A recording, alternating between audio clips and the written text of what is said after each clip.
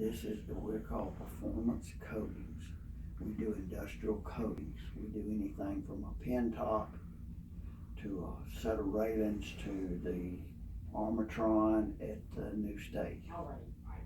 We coat metal. Everything is pretty much a metal coating. It's somewhat of a paint process, only it's a lot more durable. It's called powder coating. You see it all the time now when you go to buy something, you look, it says it's powder coated finish because it's more durable. It's more durable than a paint finish. We don't make parts here. We coat parts for other folks. So somebody might send us, we have probably a list of about 75 customers who are fabricators who make the actual part. And they'll send us a part. Normally it's thousands of parts. And then we run them through our systems and we coat them, and they'll go in uncoated or unpainted or whatever you want to describe it, come back out with a paint on it. For example, a computer cabinet, it'll come to us bare. When it comes out of here, it's painted, ready to put assembled, put together, and send to the customer. We do anything from railings for balconies and for fencing, any kind of metal fencing like for around stadiums and stuff. We do railings that go on all these condos. A lot of the condos downtown have our railings, especially around the new stadiums. Do a lot of work for the new stadiums. We do a lot of work for Chick-fil-A. Chick-fil-A is one of our largest steady customers. We do all of their remodel materials that they use when they remodel a store. Do thousands of parts for them.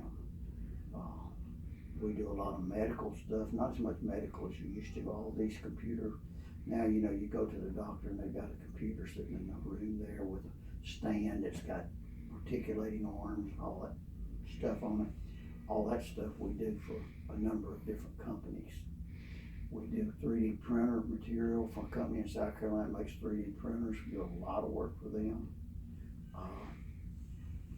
We're unique in the fact that we can coat anything from, like I said, a pin top to a 30-foot piece of metal, 8 foot wide and 8 foot tall. Pretty much anything that we can pick up with a forklift and get into the oven, then we can coat it. The process goes like this. Powder comes pre-made from the powder coating company that makes the powder. The way the powder's made is they take basic chemicals that make up, for example, like a liquid powder kind of, and through a series of processes, they turn it into hard candy. And then the hard candy basically goes through a process called grinding. And there's different grind sizes for different kinds of powder. And they grind that powder up, so when it comes to us, it's actually a powder. Looks like talcum powder, only different colors. If we want red, we buy red. If we want green, we get green. We want a texture, we get a texture powder. So they make lots of different, probably 700 or 800 different powders. And we deal with probably a 40 or 50 that we keep in stock, and then we can get whatever else the customer wants. In fact, we just had one in yesterday that ordered their own powder out of somebody in Oregon or something, I don't know. But then the material that's got to be coated is cleaned, and the difference in the powder versus liquid is those parts have to be squeaky clean. Because when you're painting them, the old used to be paint processes for parts. If you think about it, most everything that you used to buy has a paint on it. It was all liquid painted up until the last I'd say 10, 15 years. We've been doing this 30 years. But when we started this business, we were the only company in town that did what we call custom coatings. We coat for other folks. We don't make parts. It's kind of a conflict of interest if we was to start making parts and coating our own parts and coating somebody else's. If you had a manufacturing company and you're making parts, you wouldn't bring it to us because you don't want us to copy it and try to sell it ourselves, which happens sometimes. have to be very careful about who comes in this building and what they see in this building, because we don't want you as a manufacturer and you as a manufacturer coming here looking around and saying, I can make it part, or I'll contact that customer. And then you that are already making the part say, well, wait a minute now, how'd they get my customer's name? We don't want any of that, because we want both businesses. You find your own, I find my own. And there's other powder coaters across the city. Each one of us do kind of a different process. There's really two processes in powder. One is called a conveyor oven. One is a batch oven. The conveyor ovens are set up with a certain profile, certain hole. In other words, if that hole's the size of this desk, only parts that would fit through this hole, if this was turned up like this, can be coated with that oven.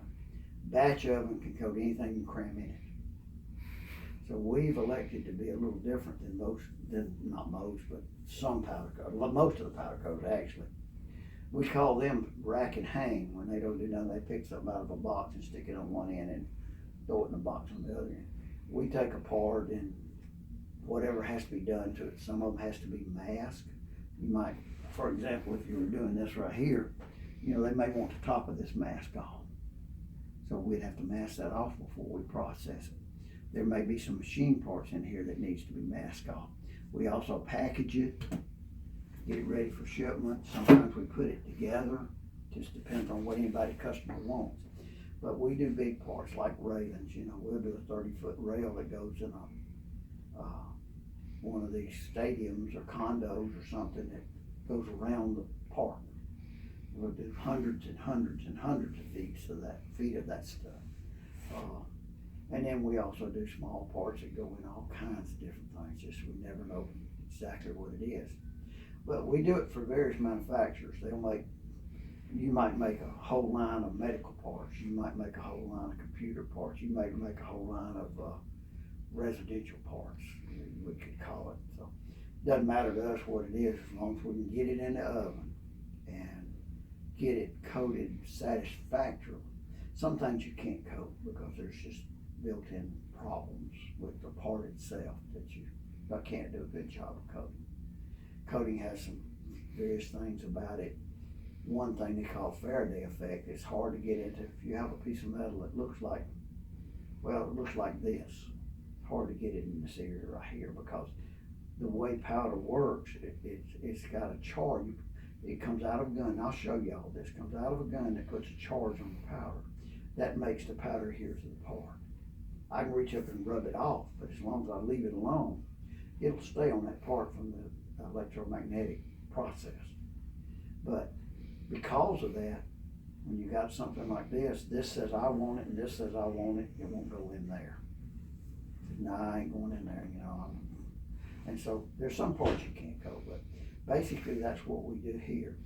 We started about 30 years ago. We started because I had been to a plant up in Ohio that did powder coating, the Whirlpool plant, and I got to looking at how to do powder coating as a process for here in Atlanta, and there was nobody here to do it. And we were doing a lot of antique car stuff, and we got contacted. There's a group of us had a little kind of a group, it wasn't anything, but, and we restored antique cars. And so Mr. Lay, who was the man that started Frito-Lay Company, had a car that sat on a platform out on Peachtree Industrial and stored in front of the Frito-Lay factory for a number of years. And they wanted to take that car, and I'm sure y'all probably heard of the Great Race. They run from maybe Miami to Canada or something, and they run these automobiles, and then they pile, at the end of the day, well, in this case, Frito-Lay products all around it, and people go out and look, they give away something. So it's a grueling thing for these really early cars, and we were looking for some way to do that. We also, my brother and I had worked for Riches, and he was in the furniture department, and we saw a need for refinishing metal furniture. So basically, when we started this thing, we were gonna do automobile parts and metal furniture. Well, that's long gone, but we started in a little building down in Lovejoy, and it wasn't big enough to hardly do anything. We got a guy that kind of took us under his wing, and he designed our ovens, and we were able to put that together. And I'll show you the ovens out there. And then we bought this property up here. So now we actually have processes that can run 3 ovens, actually 4 ovens. We do an additional process, abrasive blasting, which a lot of the parts that we do have to be blasted because they're heavy metal. When metal gets big, sheet metal is one thing, but when you get into structural metal, most of that requires a different process to clean. We also do high temperature coatings. We do Teflons and that type coatings for different industry, different places around the country. A lot of our work's pretty much here now, but it used to be, it went all over the country, and it still does some. We've done buildings, we've done the computer center in Arlington, Virginia for the government. They wouldn't even let us in the building, but we did all the metal for them. We did all the sheet metal that went in the new wing at the Boston airport. We did over to this airport. We did stadiums. We do pretty big projects. And then we do just a little 50 project guy for somebody comes in here. And because we're automotive guys, car guys, I'm on antique cars now. We do a lot of automotive stuff for our collectors. Now, what was the first question you wanted to know? You asked.